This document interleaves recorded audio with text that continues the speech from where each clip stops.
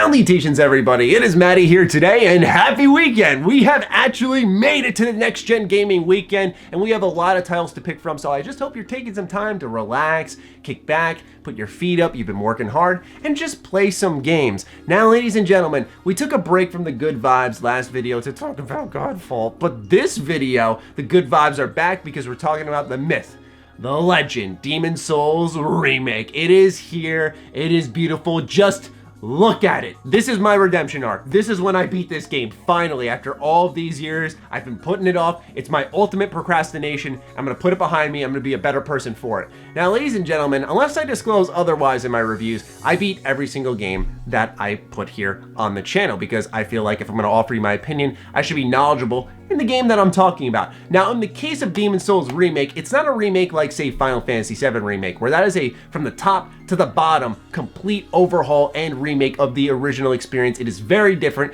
and you should see it all the way through to get all of your questions answered and then deliver your opinion afterwards. I think that's the least consumers can ask of the people reviewing products to see if they can make an educated purchasing decision. In the case of this game, Demon's Souls Remake, full transparency, I put about 10 hours into it. However, this remake is not like Final Fantasy VII Remake, so it's very much the original experience here in a lot of ways. Now, the PlayStation 5 in general as a system has actually changed a lot of core aspects of the experience, and I'll be highlighting that in this video, but just know I'm about 10 hours in. I have not completed the game. You should be aware of that, but let's get this started. I've certainly rambled enough here in the early goings. Let's talk about how amazing this next-gen RPG is and why you need it. If you are looking to get a PS5 or you own a PS5 and you're up to the challenge, Demon's Souls Remake is a must own. Let's start off with the visuals. You can see right away from the gameplay, this game is beautiful. But what's more interesting to note is that ray tracing isn't involved in this game at all, which has been a pretty significant buzzword, so to say, throughout the marketing of next-gen consoles, where a lot more people have learned what exactly ray tracing is.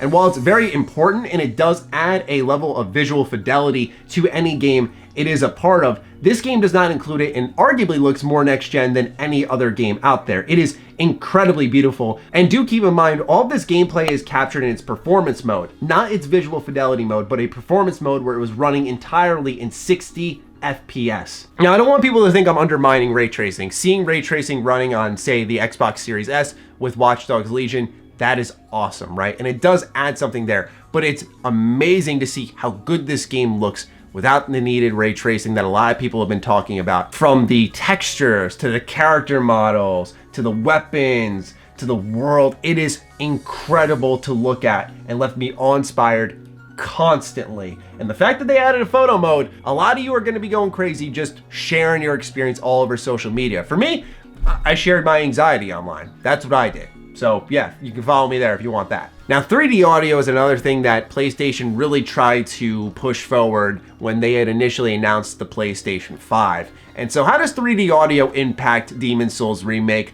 Let's just say, oh my God, you need to play this game with headphones on. Plug them into your controller, listen, and be left with your jaw on the floor. I'm not being hyperbolic here, okay? Trust me when I say 3D audio is a game changer. Hearing a dragon overhead, flying from behind me, I can hear it in my back right ear, and having them fly past me and burn a bridge right in front of me, and you hear the crackling of the fire. It just, there is so much detail in the sound experience, and being able to have all that direction on top of it immerses you an extra bit. And that's what happens with the PlayStation 5 experience. There's gonna be a lot of things here I'm gonna highlight and you're gonna go, that's not a big deal, that's not a big deal, that's not a big deal, but they combine together to a deal. Such as the adaptive trigger feedback, such as the controller audio. So DualSense has been something that's been really hyped up. And for me, I buy into the idea that this can help enhance your games, but for me, I have not really sold it out as the complete game changer. The next-gen experience is here in this controller, because outside of Astro's Playroom, I haven't really played a game that said, hey, look at all the cool things this does to enhance your experience. Now, the controller audio is something that I don't see a lot of content creators at all talking about, and that really did enhance my experience. So when the headphones were out, there's a little, of course, speaker here, and normally what we saw on the PlayStation 4 was audio logs came out of your controller, and that was it. Whereas in the DualSense here, there are a lot of micro vibrations. So one example, and this is gonna sound so teensy tiny, but it really does help, is when you roll through boxes. In any Souls game, you're always rolling through boxes, seeing if there's some loot behind it or something along those lines. And what will happen is you'll hear the boxes crashing here, and let's say you kick some of the debris with your right foot, and it starts tumbling a little bit, you'll feel a slight dun-dun-dun-dun-dun in the right side of your controller in a very specific spot, and it's so micro that it's actually putting you there. And I never thought you could sort of have that level of immersion when it came to holding the controller looking at a TV screen, right? In VR, it's a little bit different. The screen is in front of your face. You can see nothing else. It is full immersion. But these little things that the controller adds can enhance your experience. So the controller audio, the 3D audio if you have your headphones on, and then those little micro vibrations alongside what you're hearing, it does add up. It does make a difference. But what about adaptive triggers, right? That's been a big point as well. Adaptive triggers, we heard Call of Duty is gonna have different adaptive triggers for every single gun in the game. How does it feel for Demon's Souls Remake? Outside of pulling back a bow and arrow, it's not really there. That's where I get a little bit nervous about DualSense and why, as I said, it's really up to the developers. This is what I mentioned in my PlayStation 5 review. It's up to the developers to make these things count. Whereas in the case of Demon's Souls Remake, they went, I want you to really feel the weapons with the adaptive triggers. It's like, bro, I'm pressing a trigger. It's the same as PS3. It's the same as PS2. Nothing's changed here. I'm not trying to be mean. I'm not trying to be rude or anything like that. I'm just letting people know, don't overhype it in your brain where suddenly when you press that trigger and you don't feel like suddenly you're a superhero, that something is wrong, okay? It's a trigger. It's a trigger, and sometimes it'll give you resistance, but in this case, it really, in my experience, did not. Now there are filters too, which I found pretty cool. For example, you can use a classic filter, and this will change the color output a little bit, and it'll be more akin to what you saw in the original Demon's Souls back on the PS3. Some more changes that were added in the PS5 version is the transparent world tendency. So world tendency is a thing that was in Demon's Souls in the first place, but it was more of a guessing game where you would bounce around worlds checking for specific things, whereas in this remake, it's a menu just showing off each of the worlds and their ratings, so you didn't really have to dig around too much. And so world transparency always gave Demon's Souls this very unique feeling, like certain NPCs would behave in different ways based off things you did in the world, and you could look up wikis to see how you could trigger certain things and change the world tendency one way or another. It's a very interesting system, right? And it's the only Souls game where world tendency exists as far as my knowledge goes. So it's cool that it's there, and now that we have a menu dedicated to it, I think you'll see more people learning about it, diving into it, and I think since it's a more prominent feature, that helps a lot. Because while a lot of people love the Souls games because they go, oh, the lore is beautiful, you just have to look at this one kunai item description that's buried in your items menu, and everything in the world will come together. No. A lot of things in the Souls games were like senselessly super vague, and not in a good way whatsoever. At least here in Demon's Souls Remake, I think they right some wrongs, like in the world tendency, where you can actually go ahead and look and see what's happening. Information isn't bad. Holding your hand in these games is bad. It doesn't do that. But this type of info, that's not handcuffing you at all and going, wow, it's easy now. No, that's not how it works. Last but certainly not least of all the significant new things added to this game is new animations in combat, and some of these are sick. I'm gonna go ahead and show you all a stream clip. You guys have seen some stream gameplay as this video review has rolled on. Here is a unarmed parry, okay? And then here is a backstab when you use unarmed. It is incredible, and the impact is unlike anything I've ever experienced. Oh, wait, I parried him. Oh, oh, oh. Oh my god, bro. He will never get up from that.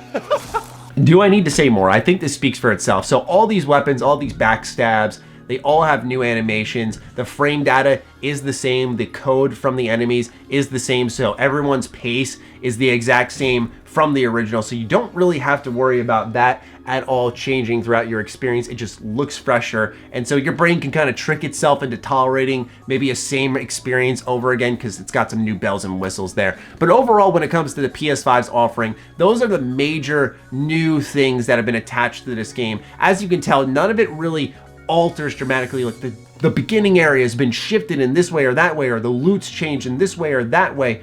it's all relatively the same. I think the only significant thing that you can immediately pick up on is the character creator is very different. And a lot of people were really trashing it, saying, why would I go to all this length for a character creator when I'm gonna be wearing a helmet?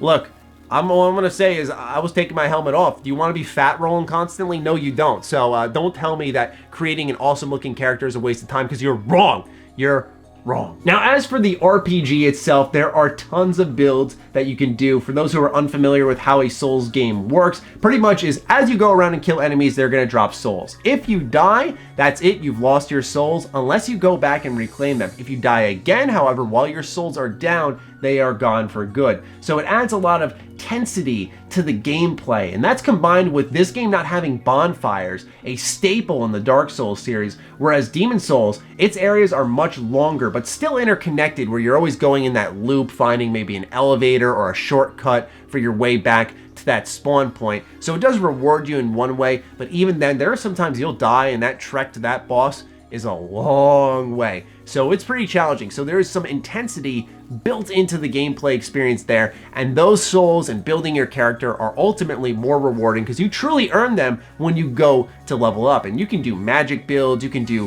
a tanky build where you're just decked out with heavy armor and you're fat rolling all over the place, or you could be a thief and very quick and nimble. There are a lot of ways to play this game, a lot of weapons to loot. You could do two-handed, you could do sword and shield, lots of ways to play it. And you guys know me, that speaks to me. So Demon Souls Remake, because of its design as a game, from its challenge to its bosses, it's very fun to replay, just like any Souls game, right? That's something I think most of us are quite familiar with. So if you're new here, do know there is a degree of replayability here in the builds, and it's very much true to its RPG roots in that regard. However, the bosses, as I've gone through this early game for the first time in a long while and gone past what I was previously stuck on, I've learned that a lot of these bosses are more like combat puzzles. Now, there are a couple like the Spider or the Tower Knight where those are a lot more along the lines of bosses we have seen in previous Souls games, where we go, okay, I have to learn a pattern here, I have to really watch myself, I have to be careful.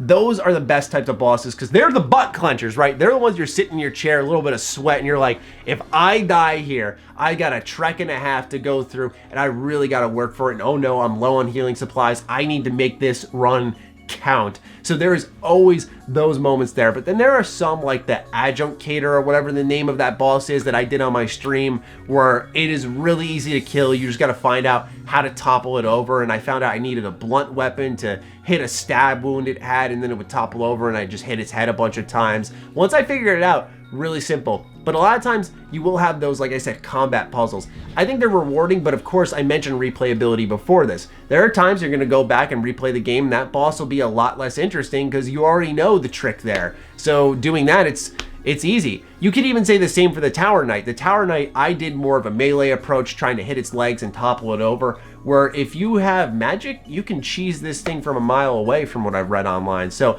that's the other thing, is if you're very familiar with the game, it can be a breeze. In my experience playing it more, I guess, traditionally, if you will, it can be tough at times, but it's a lot of often figuring out what the enemy weaknesses is and then really exploiting that as much as humanly possible. Which I'm not saying is a bad thing. I need to put that out there, right? Because I know a lot of people are quick to defend anything Souls related. I'm not saying it's a bad thing. Just know that that could impact your replayability to some extent if you're looking for value, because these games are $70 now. A lot more expensive in my opinion. 10 bucks, that's a Happy Meal, okay? That's a Happy Meal at McDonald's. One other thing I really noticed when running around some of the zones in Demon Souls Remake is the emphasis on backstabbing. Now, there are some enemies you do have to fight differently. It is the first Souls game I have really played where I felt like parrying was worthwhile, something I normally avoided unless I wanted to style on someone. But in this game, it was a lot of shield hugging and circling, and perhaps that's something due to my inexperience, but I just noticed more and more that there were enemies not challenging me in different ways. I also do wish that they added fall attacks in this game. Once again, that Adjunctator boss would have been great to have a fall attack. I think there was an enemy that I was fighting on my stream that just killed me over and over and over in 4-2. Oh my God. This thing drove me up a wall. So I think like that enemy could have been a little bit more manageable, the fall attack. I don't know why that wasn't included in this game, because unless I'm missing something, I don't think it would have broken the experience or changed your approach. There are very little enemies in the game you could fall on. You can't jump in these Souls games, so it's just like, come on, let us fall attack. But one thing I do want to call out again is the adjustments to no bonfires. So I've gone through a lot of Souls games before, Dark Souls 1 and 2 mostly, Dark Souls 3 a little bit. Staples of those entries are the bonfires, right? You're navigating an area, oh, a bonfire. Your Estus flask will refill now. It feels great, and then it's on to your next journey. Where, like I said, a lot of Demon Souls, this interconnection, and so sometimes, man, those areas, when they're tough, you're thinking to yourself, I am so scared to die. And it's not even like I play these games a ton. Like I played them a lot, but not a ton where I'm confident, like I've got this. Yeah, I like to get the nerves I was getting through this game. It was pretty unfamiliar. I have not experienced this emotion from a game in a while, and I very much value that Demon Souls Remake was giving me that. Normally, you know, I'm putting my feet up. Oh, I did this for 11, man. I'm good. I got this. But in this case, I actually, you know, I was butt clenching, like I said. Butt clenching is the name of the game. Demon Souls butt clencher. All right, everybody. That is just my general impressions on Demon Souls Remake. Highly